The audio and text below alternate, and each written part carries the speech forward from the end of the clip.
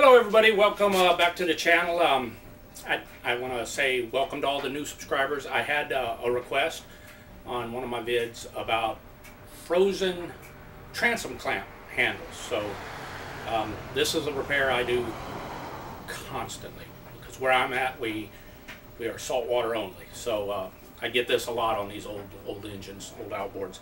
A lot of times it's the transom clamp itself is frozen in there and you just can't get it to turn, and of course they put vice grips, big crescent wrenches or whatever, and then they break the cheesy plastic handle. Might be aluminum, same deal, these ears break off. So now you got no handle, if you want to call that a handle, and then it's stuck in there. So I'll show you a method that I have had real good success with. It's something I just thought about, and I thought this is how I would unstick something on a mower deck or whatever. I use this same kind of system. It works really good on aluminum outboards. Had real good luck with it. However, that being said, sometimes people heat them with torches and whatnot, and they'll put a big old vice grips with a cheater bar or whatever and break the whole handle off in there. I think I already have a video of that, me doing that repair, but I'll give you the basics.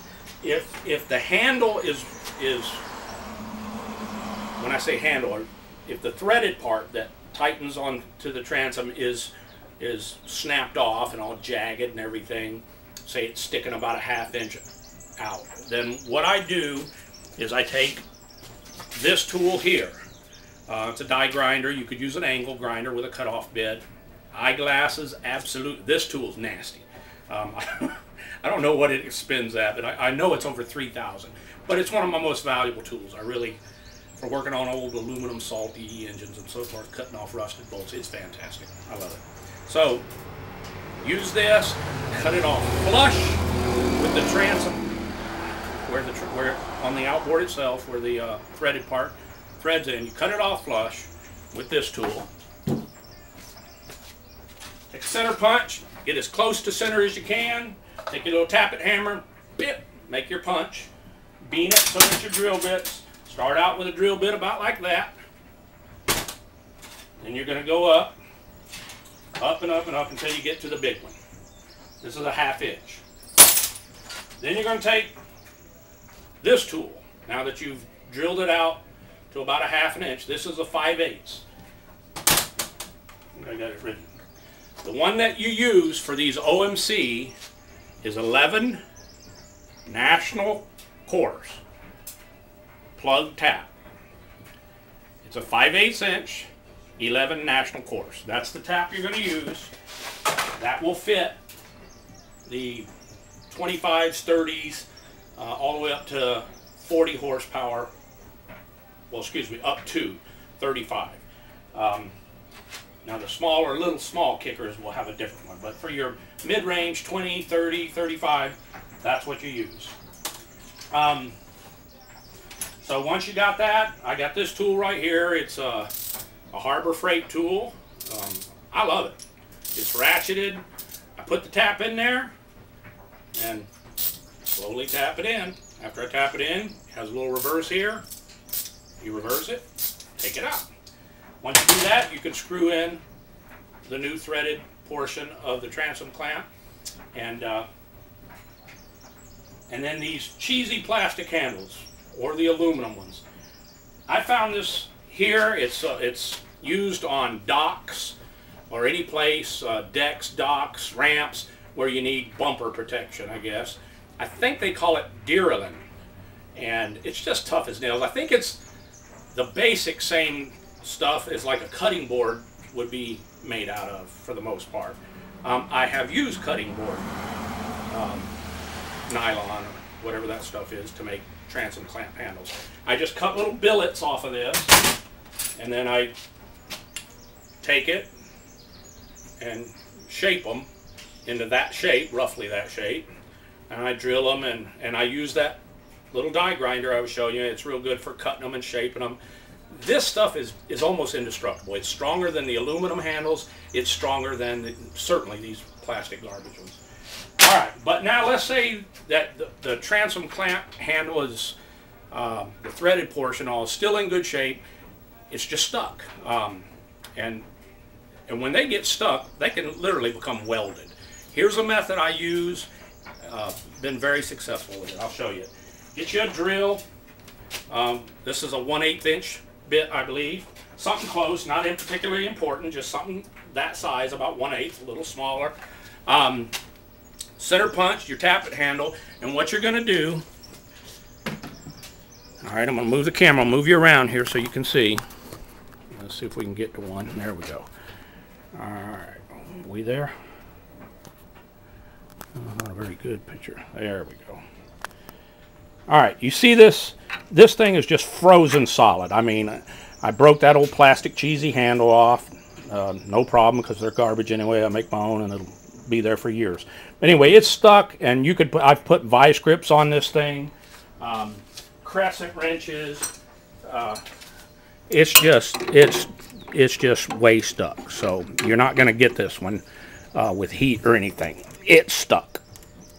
All right, I'm starting to tear it up. Now, if you look at it, its counterpart over here, which I've already done. All right, it's finger loose.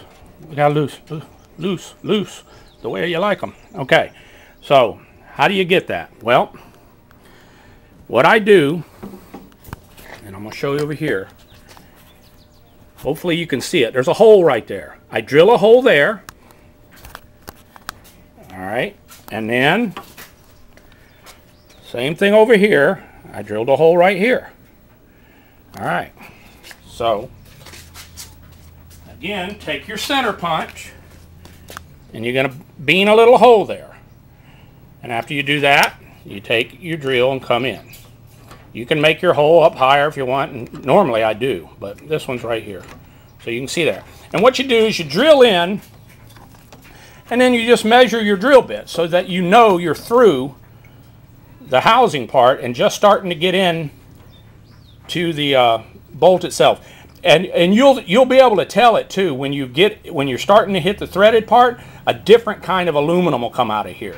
Just pay attention to it, and you can tell when you hit this. But you can also just kind of measure it. You can use one of those little straws that comes with a spray can of lubricant. That works fine. But just make sure you get into this a little bit. If you go in a 1/8 of an inch or something, it's not critical. It's not going to hurt the operation of this. So drill a hole either side. Okay, once you do that, you're going to need a couple other little things. Okay, you're going to need this, a C-clamp, about like this one. Nice long shoulders on it, okay, and you're going to lay that right in there. All right, sorry, didn't mean to drop you. My camera thing don't work too good. All right, I'm going to get you set up because I want you to see where I'm going with this. All right, now you're going to get this. I'll tell you what this is in just a second. You slide it under. You see that? I'm submerging that handle. Take your C-clamp, put it down in there. Oops, sorry. Tighten it up so that clamp handle is completely submerged. All right, there you go. All right. There's your C-clamp. As you can see, that them holes we drilled now are completely submerged. And that's where I leave that overnight. The mixture in that container here is 50% acetone, 50% automatic transmission fluid. All right. I use that and let it soak overnight, and when I come back tomorrow, I'll put a crescent wrench on that thing, and it won't take much to get that like that. This system has worked really good for me. I've had good results with it. And the critical part here is making sure that you get that transom clamp handle. I know I'm trying to get a better shot. There we go. You want to make sure you get this. I like to get it even a little better centered than that. Let me do that. There we go. Now I'll show you. Tighten it up good, I don't want no mess. Alright. There. You can see now that thing's completely submerged. Those holes that we drilled are completely submerged, so that fluid's going to get in there, and it's going to allow you to get it like that. Okay, I let it set overnight, and it seems to work pretty good. So those are the methods that I use. Get you set up here. I have got to get a better system, don't I? Sorry. Well.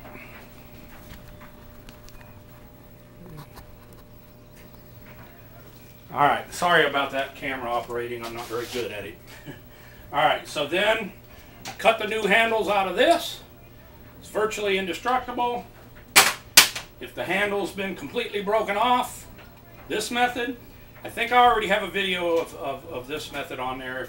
If not, and I didn't make it clear enough, just send me a little thing on a reply that you want to see this, and it's pretty straightforward. But that method there that I've used it hundreds of times with good results.